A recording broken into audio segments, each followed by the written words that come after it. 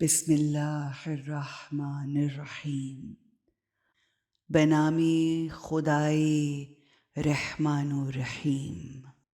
ثنائے کامل ہے اللہ کے لیے ان نعمتوں پر جو اس نے عطا فرمائیں، اور اس کا شکر ہے اس سمجھ پر جو اس نے اچھائی اور برائی کی تمیز کے لیے عنایت کی ہے، اور اس کی ثنا و توصیف ہے ان نعمتوں پر جو اس نے پیشگی عطا کی ہیں، ان ہماگیر نعمتوں پر جن کے عطا کرنے میں اس نے پہل کی، اور ان نعمتوں کی فراہمی میں تواتر کے ساتھ فراوانی فرمائی، اور یہ نعمتیں دائرہ شمار سے وسیع تر ہیں، اور ان کے ادائے شکر کی حدود تک رسائی بہت مشکل ہے، اور انسان ان نعمتوں کی بے پایانی کا ادراک کرنے سے قاصر ہے۔ اللہ نے نعمتوں میں اضافہ اور تسلسل کے لیے لوگوں کو شکر کرنے کی ہدایت کی۔ حمد کا حکم اس لیے دیا کہ نعمتوں میں فراوانی ہو، ایسی نعمتوں کی طرف مقرر دعوت دی جو خود بندوں کے لیے مفید ہیں، اور میں گواہی دیتی ہوں کہ اللہ کے سوا کوئی معبود نہیں، وہ یکتا ہے، اس کا کوئی شریک نہیں۔ کلمہ شہادت ایک ایسا کلمہ ہے کہ اخلاص کو اس کا نتیجہ قرار دیا ہے۔ کلمہ توحید کے ادراک کو دلوں میں جاگزین فرمایا، اور اس کے ادراک کے ذریعے ذہنوں کو روشنی بخشی۔ نہ وہ نگاہوں کی محدودیت میں آ سکتا ہے، اور نہ ہی زبان سے اس کا وصف بیان ہو سکتا ہے، اور وہم و خیال اس کی کیفیت کو سمجھنے سے قاصر ہیں۔ ہر چیز کو لا شے سے وجود میں لایا، اور کسی نمونے کے بغیر ان کو ایجاد کیا، اپنی قدرت سے انہیں وجود بخشا، اور اپنے ارادے سے ان کی تخلیق فرمائی۔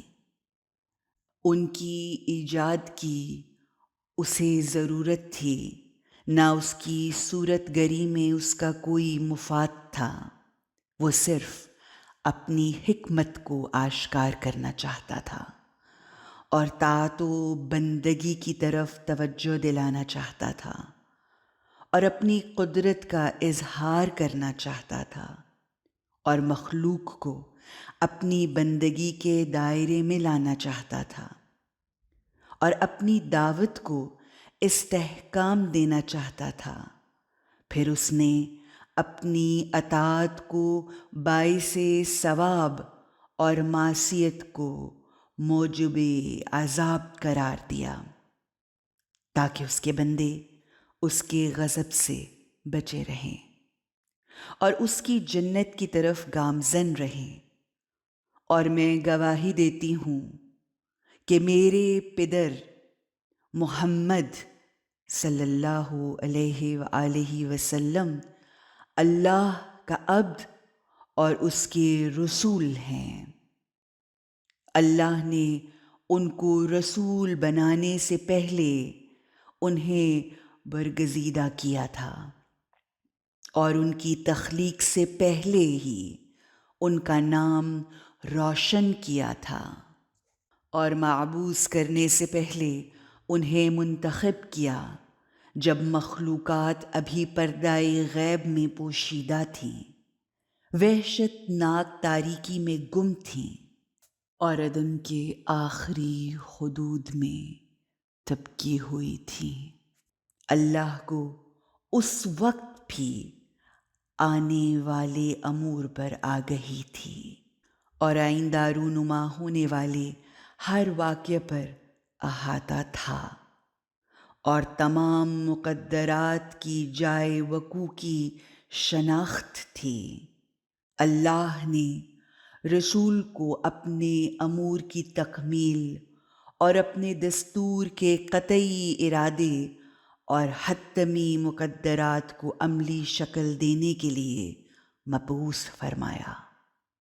رسول خدا صلی اللہ علیہ وآلہ وسلم نے اس وقت اقوام عالم کو اس حال میں پایا کہ وہ دینی اعتبار سے فرقوں میں بٹی ہوئی تھی، کچھ اپنے اندر آتش کدوں میں منہک اور کچھ بتوں کی پوجا پاٹ میں مصروف، معرفت کے باوجود اللہ کی منکر تھیں۔ پس اللہ تعالیٰ نے میرے والد گرامی محمد مصطفیٰ کے ذریعے اندھیروں کو اجالا کر دیا اور دلوں سے ابہام کو اور آنکھوں سے تیرگی کو دور کر دیا۔ میرے والد نے لوگوں کو ہدایت کا راستہ دکھایا اور انہیں گمراہوں سے نجات دلائی۔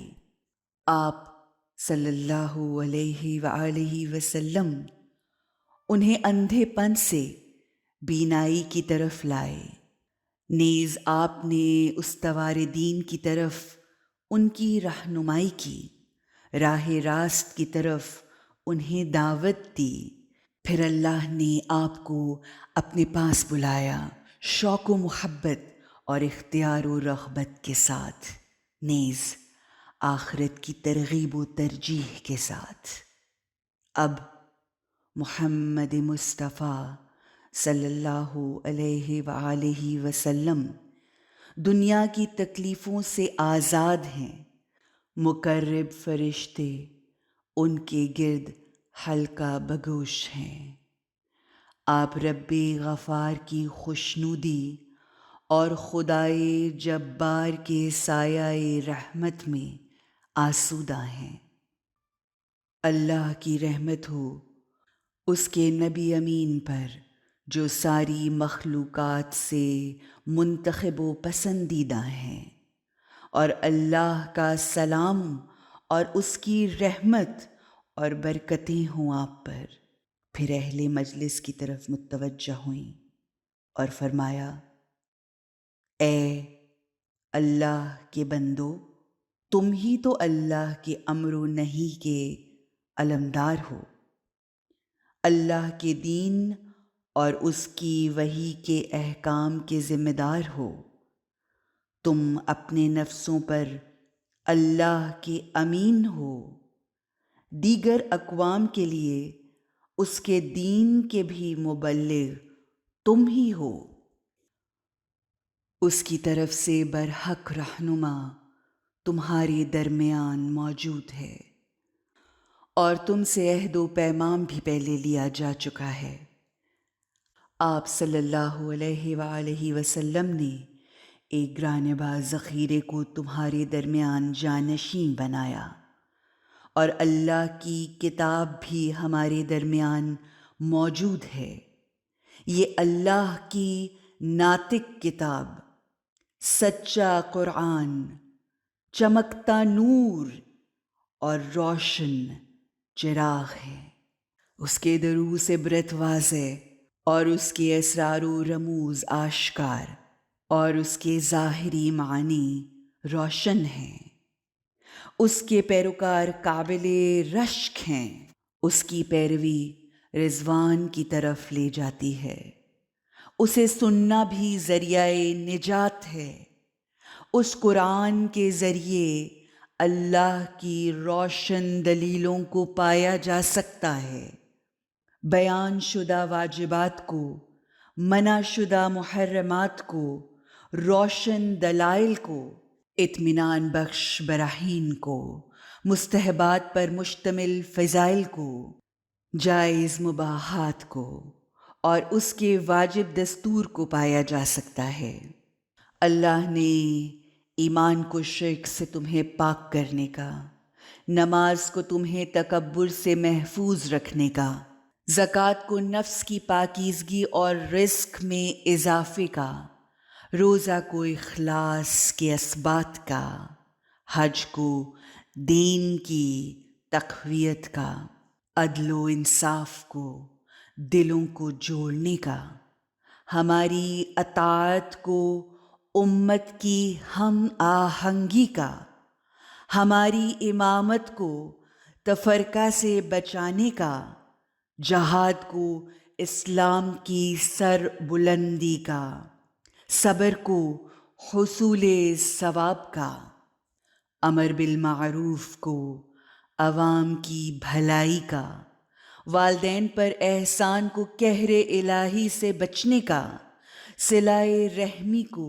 درازی عمر اور افرادی کثرت کا، قصاص کو خون کی ارزانی روکنے کا، وفا بالنذر کو مغفرت میں تاثیر کا، پورے ناپ تول کے حکم کو کم فروشی سے بچنے کا، شراب نوشی کی ممانعت کو آلودگی سے بچنے کا، بہتان تراشی سے اجتناب کو نفرت سے بچنے کا، چوری سے پرہیز کو شرافت قائم رکھنے کا، اور شرک کی ممانعت کو اپنی ربوبیت کو خالص بنانے کا ذریعہ بنایا۔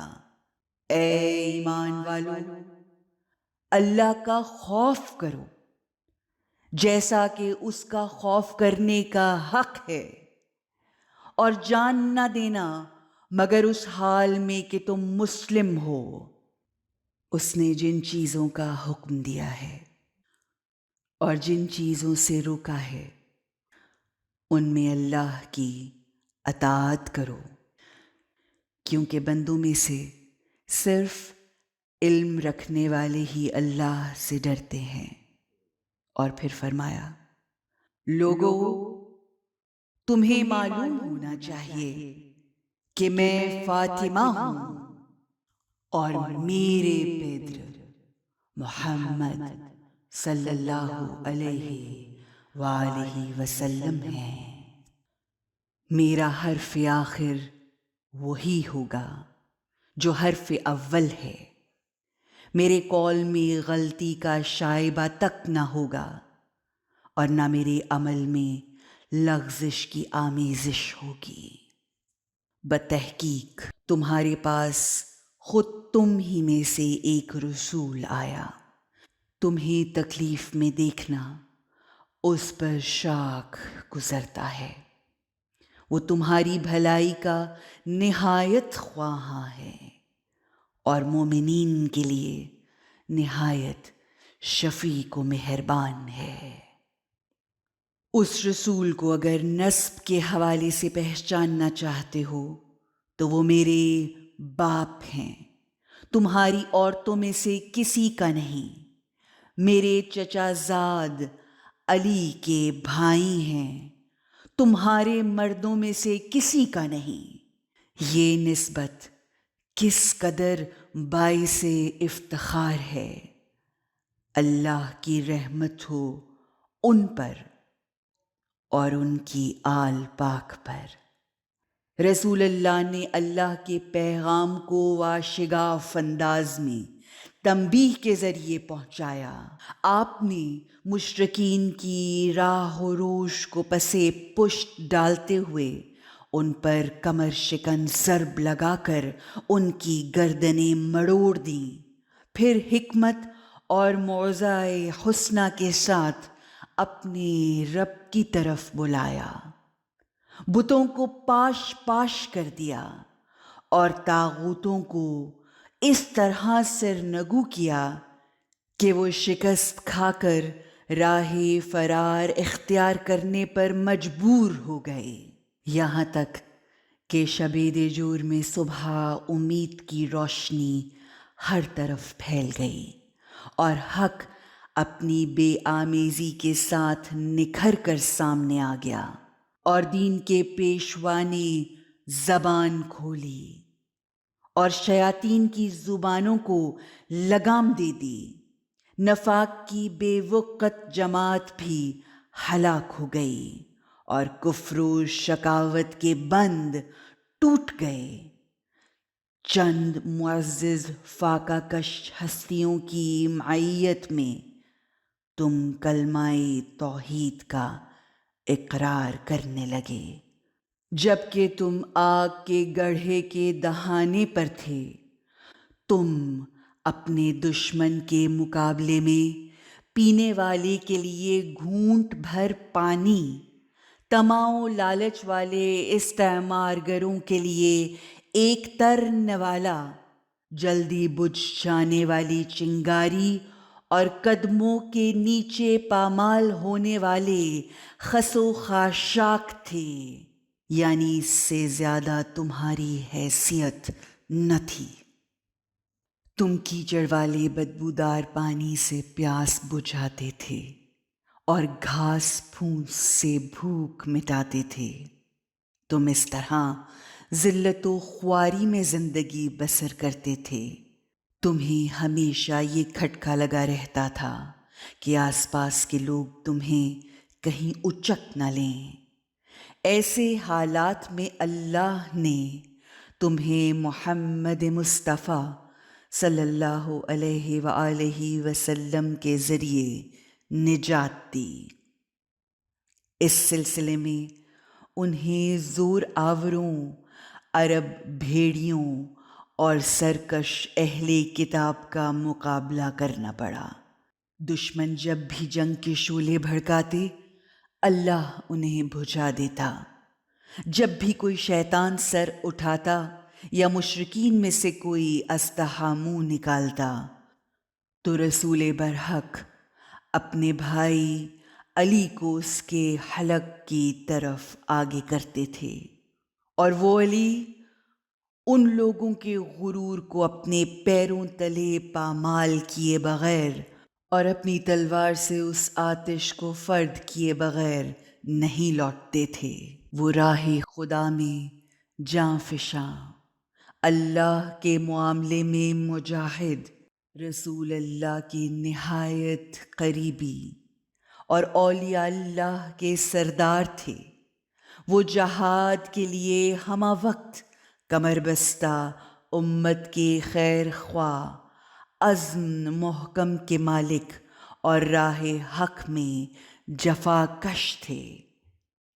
راہ خدا میں وہ کسی کی ملامت کی پرواہ نہیں کرتے تھے، مگر تم ان دنوں عیش و آرام کی زندگی بسر کرتے تھے، نیز سکون اور خوشی میں امن و امان کے ساتھ رہتے تھے۔ تم اس انتظار میں رہتے تھے کہ ہم پر مصیبتیں آئیں اور تمہیں بری خبریں سننے کو ملیں۔ تم جنگ کے وقت پسپائی اختیار کرتے تھے اور لڑائی میں راہ فرار اختیار کرتے تھے۔ پھر جب اللہ نے اپنے نبی کے لیے مسکن انبیاء اور برگزیدہ گان کی قرارگاہ آخرت کو پسند کیا، تو تمہارے دلوں میں نفاق کے کانٹے نکل آئے اور دین کا لبادہ تار تار ہو گیا۔ ضلالت کی زبانیں چلنے لگیں، بے مایہ لوگوں نے سر اٹھانا شروع کیا اور باطل کے سرداروں نے گرجنا شروع کر دیا۔ پھر وہ تمہارے اجتماعات میں آ گئے۔ شیطان نے بھی اپنی کمین گاہ سے سر نکالا اور تمہیں پکارنے لگا۔ اس نے تمہیں اس دعوت پر لبیک کہتے ہوئے پایا اور اس کے مکر و فریب کے لیے آمادہ منتظر پایا۔ پھر شیطان نے تمہیں اپنے مقصد کے لیے اٹھایا اور تمہیں تیزی سے اٹھتے دیکھا۔ اس نے تمہیں بھڑکایا تو تم فوراً غضب میں آ گئے۔ تم نے اپنے نشان دوسروں کے اونٹوں پر لگا دیے اور اپنے گھاٹ کی جگہ دوسروں کے گھاٹ سے پانی بھرنے کی کوشش کی۔ یہ ہے تمہاری حالت، جبکہ ابھی عہد رسول قریب ہی گزرا ہے۔ زخم بہت گہرا ہے۔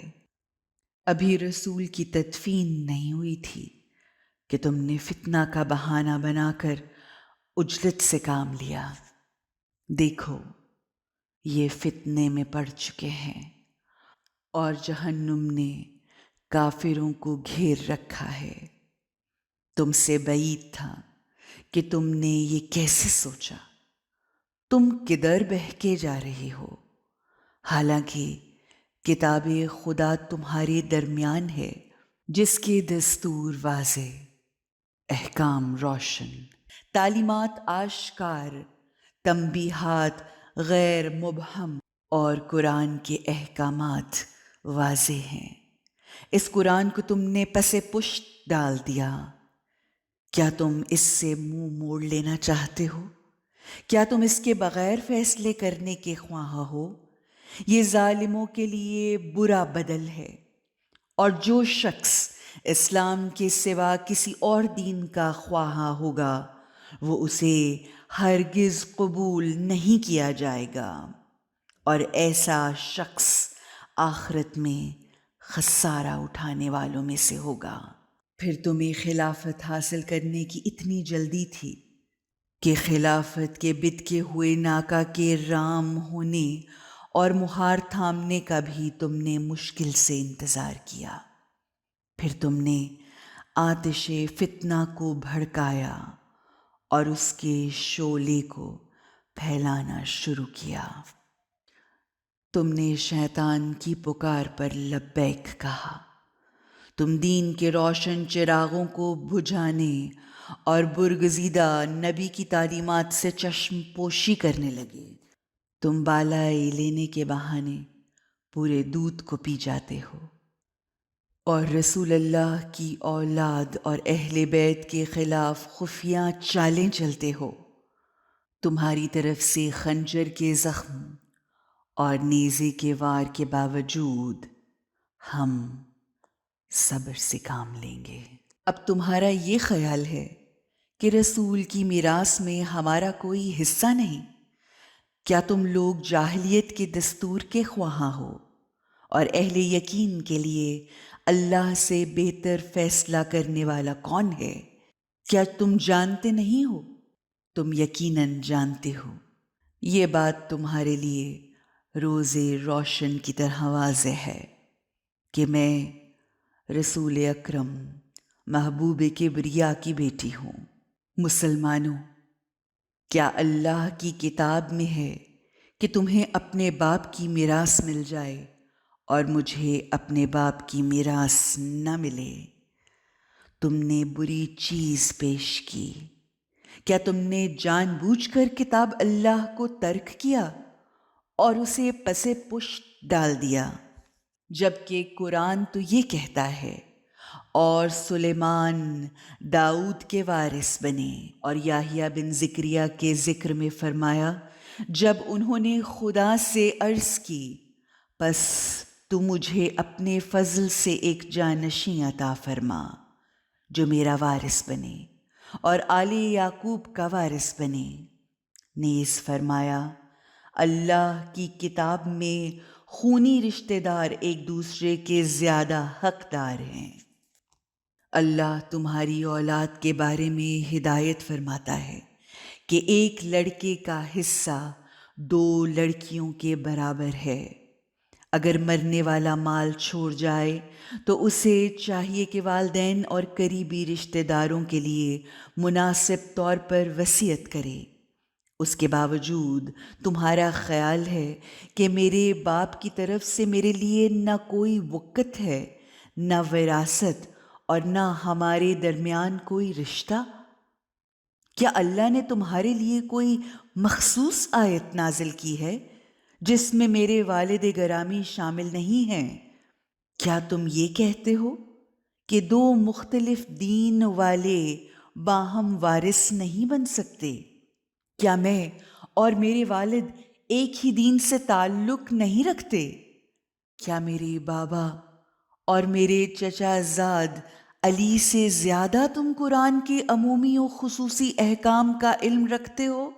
لے جاؤ میری وراثت کو اس آمادہ سواری کی طرح جس کی مہار ہاتھ میں ہو۔ تمہارے ساتھ حشر میں میری ملاقات ہوگی، جہاں بہترین فیصلہ سنانے والا اللہ ہوگا اور محمد صلی اللہ علیہ وآلہ وسلم کی سرپرستی ہوگی، اور عدالت کی وعدہ گاہ قیامت ہوگی۔ جب قیامت کی گھڑی آئے گی تو باطل پرست خسارہ اٹھائیں گے، اس وقت ندامت سے کوئی فائدہ نہ ملے گا۔ ہر خبر کے لیے ایک وقت مقرر ہے، عنقریب تمہیں معلوم ہو جائے گا کس پر رسوا کن عذاب آتا ہے اور کس پر دائمی عذاب نازل ہونے والا ہے۔ پھر انصار کی طرف متوجہ ہو کر فرمایا، اے بزرگوں اور ملت کے بازو اور اسلام کے نگہبانوں، میرے حق کو غصب کیا جا رہا ہے۔ مجھے میرا حق دلانے میں اتنی کوتاہی کا کیا مطلب؟ کیا اللہ کے رسول اور میرے پدرے بزرگوار یہ نہیں فرماتے تھے کہ شخصیت کا احترام اس کی اولاد کے احترام کے ذریعے برقرار رکھا جاتا ہے؟ کس حق سے تم نے بدعت شروع کر دی اور کتنی جلدی اندر کی غلاظت باہر نکل آئی؟ حالانکہ تم میری کوششوں میں تعاون کر سکتے تھے اور میرے مطالبے کی تائید و حمایت کر سکتے تھے۔ کیا تمہارا یہ گمان ہے کہ محمد مصطفیٰ اس دنیا میں نہیں رہے، لہٰذا ہم پر کوئی ذمہ داری عائد نہیں ہوتی؟ میرے بابا کی رحلت عظیم سانحہ ہے، جس کی دراڑ کشادہ ہے، اس کا شگاف اتنا چوڑا ہے جسے بھرا نہیں جا سکتا۔ ان کی رحلت سے زمین پر اندھیرا چھا گیا، سورج اور چاند کو گرہن لگ گیا، ستارے بکھر گئے، امیدیں نا امیدی میں بدل گئیں اور پہاڑ شکست و ریخ سے دوچار ہو گئے۔ حضور کی رحلت کے موقع پر نہ تو حرم رسول کو تحفظ ملا اور نہ ہی حرمت رسول کا لحاظ رکھا گیا۔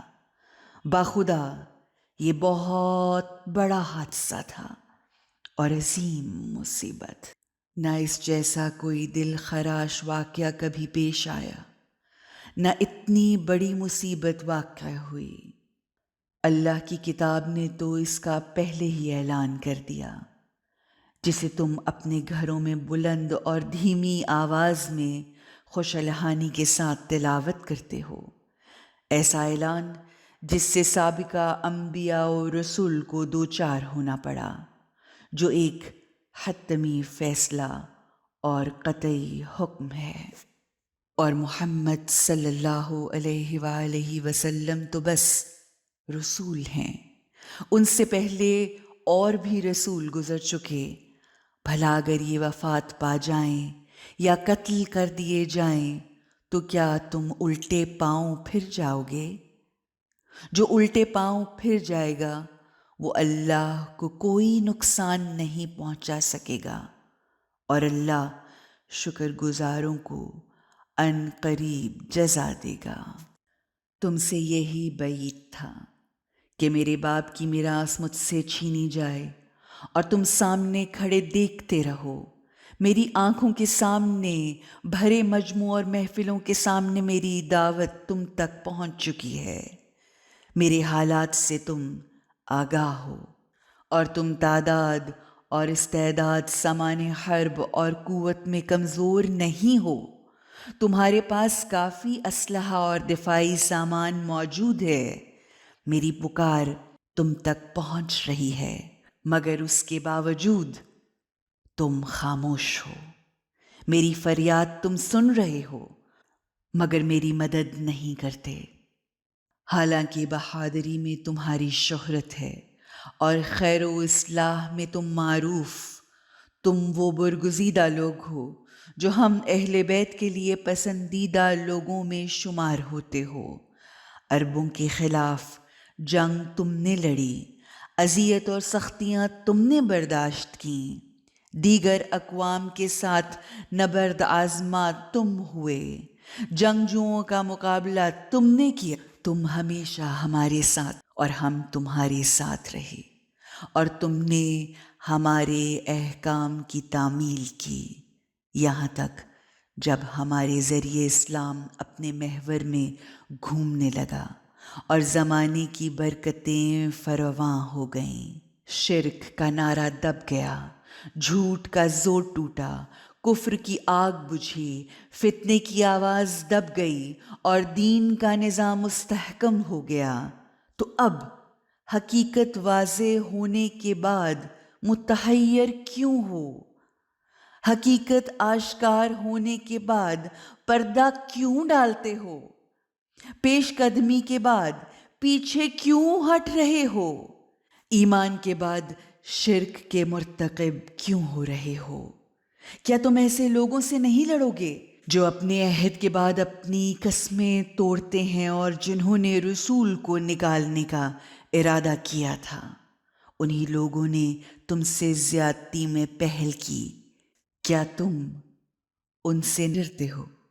اگر تم واقعی مومن ہو تو اللہ اس بات کا زیادہ حقدار ہے کہ تم فقط اپنے رب تعالیٰ سے ڈرو۔ میں دیکھ رہی ہوں کہ تم راحت طلب ہو گئے ہو، اور جو شخص رسول اللہ کا وصی تھا اور امور مملکت چلانے کا زیادہ حقدار تھا، اسے تم نے نظر انداز کر دیا، حق کو چھوڑ کر باطل کی طرف ہو گئے، مشکل اور سختی کو چھوڑ کر آسانی کا راستہ اختیار کیا۔ تم نے ایمان کی جو باتیں یاد کی تھیں انہیں ہوا میں بکھیر دیا، اور جس دام کو گوارا سمجھ کر نگل لیا اسے نکال پھینکا۔ اگر تم اور زمین میں بسنے والے سب کفران نعمت کریں تو بھی اللہ بے نیاز اور لائق حمد ہے۔ سنو، جو کچھ میں نے کہا وہ اس علم کی بنیاد پر کہا جو مجھے حاصل تھا، اس بے وفائی پر جو تمہارے اندر رچ بس گئی ہے، اس عہد شکنی پر جسے تمہارے دلوں نے اپنا شعار بنا لیا ہے۔ میری یہ گفتگو سوزش جان تھی جو جوش میں آ گئی، اور غم و غصہ کی آگ تھی جو بھڑک اٹھی، عزا و جوارے کا ساتھ چھوڑ دینے کی نکاہت تھی، سینے کا درد و الم تھا اور حجت تمام کرنا چاہتی تھی۔ اقتدار کے اونٹ کو سنبھالو، اس پر پالان کس لو، مگر ایک بات یاد رکھنا کہ اس کی پیٹھ مجروح اور پاؤں کمزور ہیں۔ دائمی خسارہ تمہارا نصیب ہے، اور یہ اللہ تعالیٰ کے غضب کی نشانی ہوگی، اور تمہیں ابدی خسارہ ہوگا۔ یہ اس آتش سے وابستہ ہے جو اللہ نے بھڑکائی ہے، جس کی تپش دلوں تک پہنچتی ہے۔ تمہارا یہ سلوک اللہ دیکھ رہا ہے، اس کے سامنے ہے۔ ظالموں کو ان قریب معلوم ہو جائے گا کہ وہ کس انجام کو پلٹ کر جائیں گے، اور میں اس کی بیٹی ہوں جو تمہیں شدید عذاب کی آمد سے پہلے تنبیہ کرنے والا ہے۔ تم نے جو کرنا ہے وہ کر لو، ہم بھی اپنا عمل انجام دیں گے، تم بھی انتظار کرو، ہم بھی انتظار کریں گے۔ ان للہ و انا الیہ راجعون۔